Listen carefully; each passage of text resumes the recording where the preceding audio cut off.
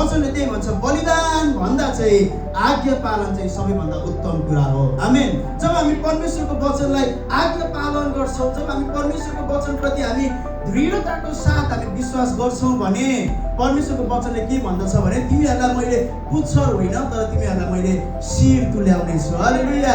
है, सबैभन्दा माथिल्लो छातीमा तिमीहरूलाई मैले तुल्याउने छु भनेर प्रभुले भन्दै हुनुहुन्छ। आज तपाईँ अनि म प्रभुको वचनलाई, प्रभुको आज्ञालाई प्रभुले हामीलाई दिँदै गर्दा हामी कतिको प्रभुप्रति ओबिडियन्स, आफूलाई कतिको आज्ञाकारिता भएर राखेका छौँ। तपाईँको परिस्थितिलाई प्रभुले हेर्नु हुँदैन।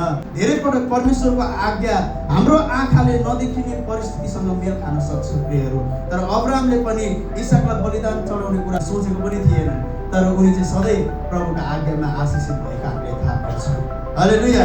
सबै कुरा राम्रो हुँदा मात्र होइन तर कठिन परिस्थितिमा पनि परमेश्वरको आज्ञा चाहिँ हामीले मान्नुपर्छ। आमेन।